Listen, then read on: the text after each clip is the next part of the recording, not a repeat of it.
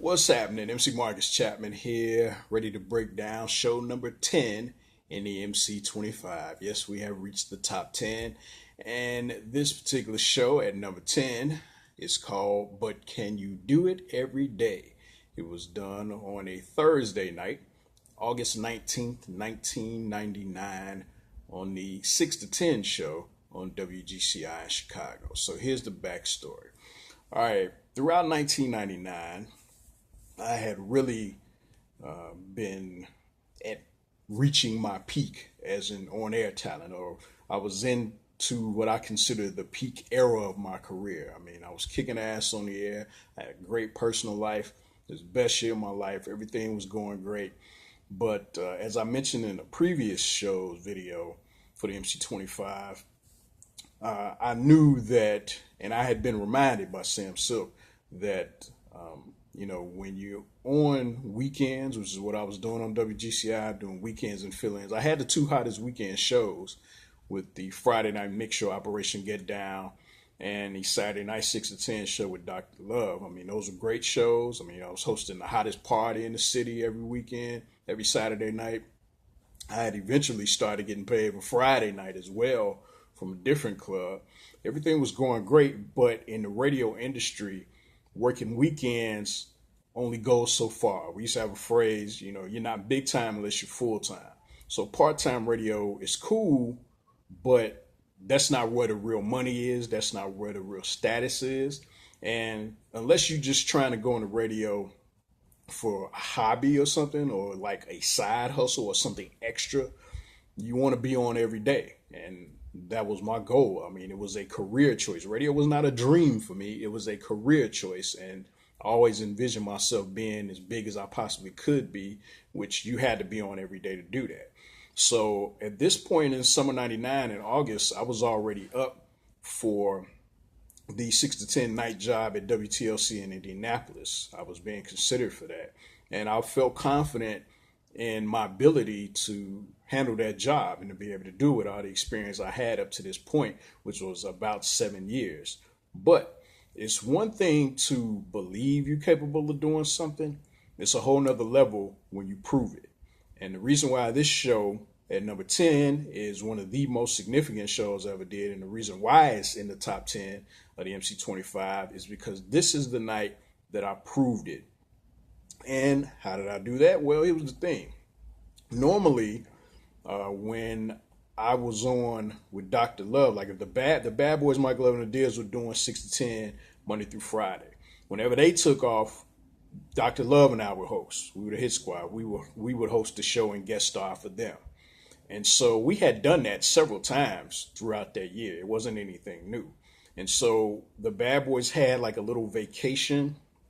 They had to go out of town or something for a few days. So I remember they worked that Monday, August 16th, but Tuesday through Thursday they were going to be off, and then they were going to come back Friday and do a live broadcast. So Tuesday, Wednesday, Thursday night they were going to be off. So when Dr. Love and I got the word that they were going to be off those days, we were scheduled to work for them Tuesday, August 17th, and Wednesday, August 18th. But Dr. Love said he was not going to be available that Thursday night, August 19th. I think he had to go out of town for something.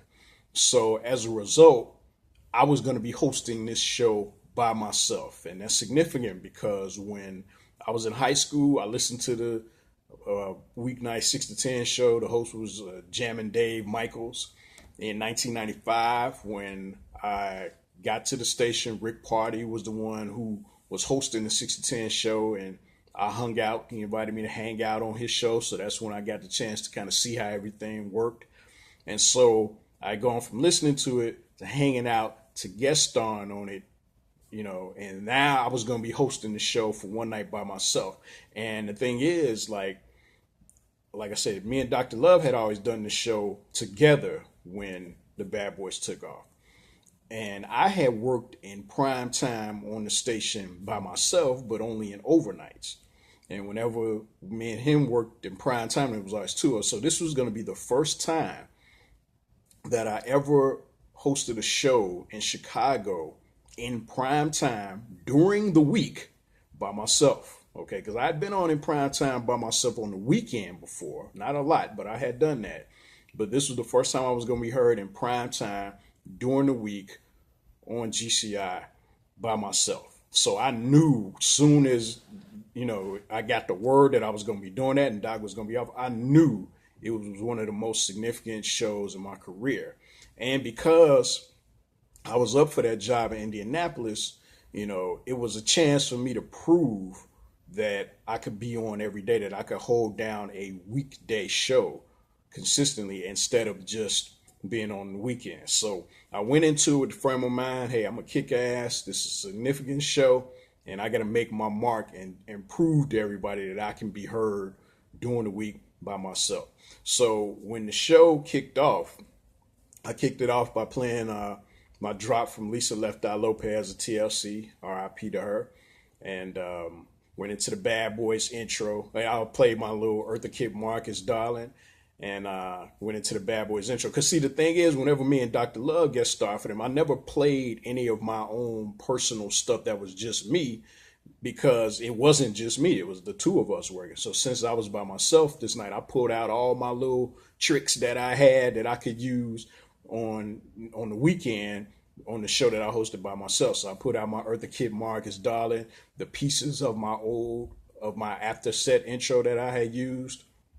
There were little pieces of that I would throw in, be able to play out things with my name, different drops, my celebrity drops. So that's part of this particular show. And what's interesting though is that I always felt like the beginning of the show was important. So played the Bad Boys intro, came on, talked, set everything up. That went well. I always felt the first phone call was important. Got a good phone call to play. That went well. But when I got a second phone call, I edited it down to about 12 seconds. The song I was going to play the call over was Everything is Everything by Lauryn Hill. The intro on that was 11 seconds, okay?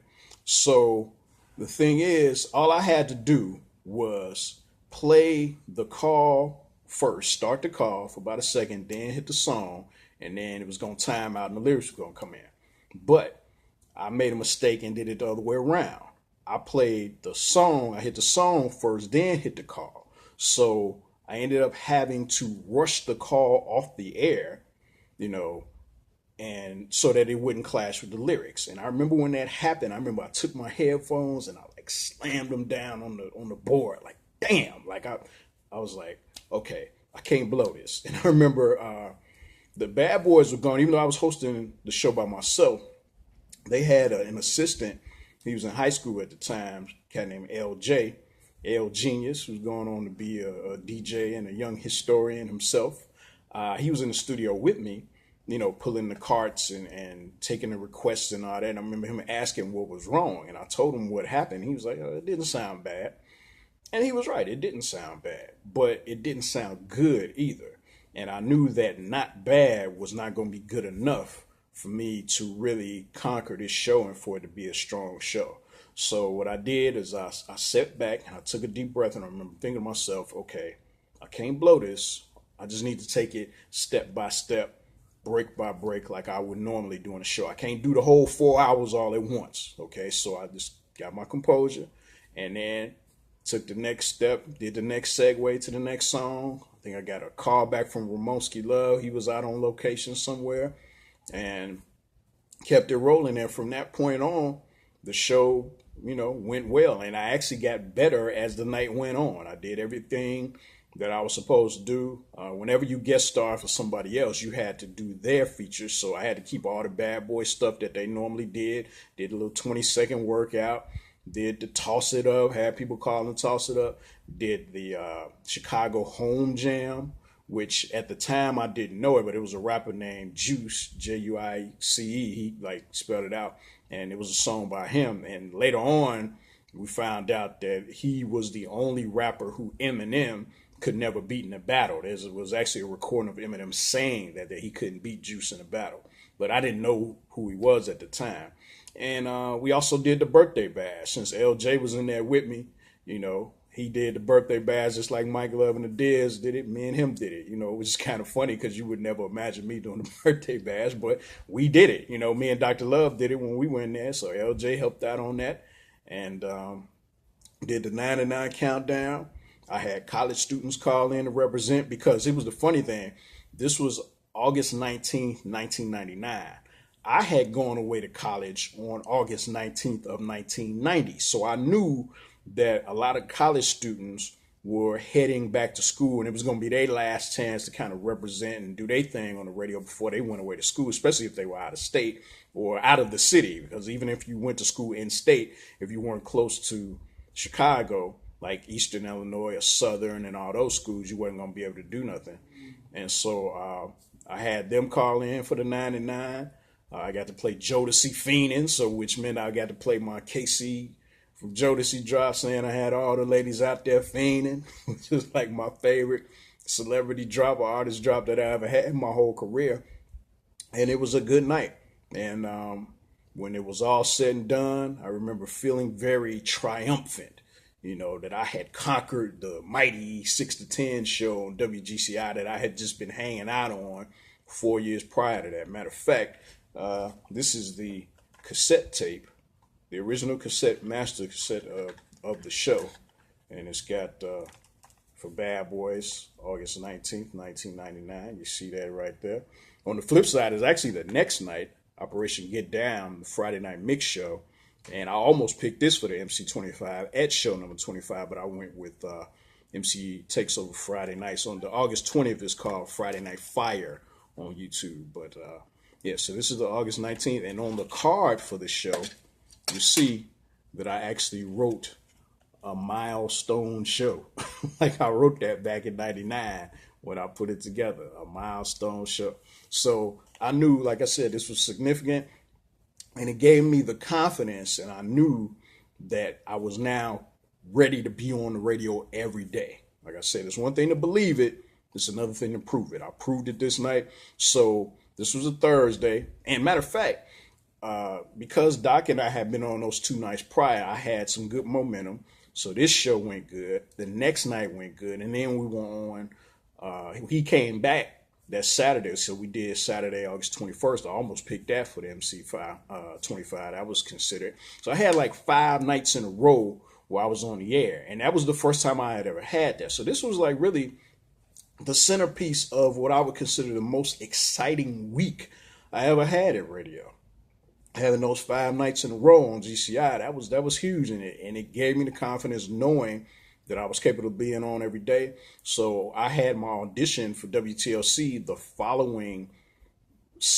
next Sunday night.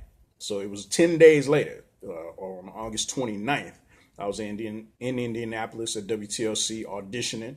The audition went well and I got hired, and I ended up starting as the 6 to 10 host in Indy on September 30th.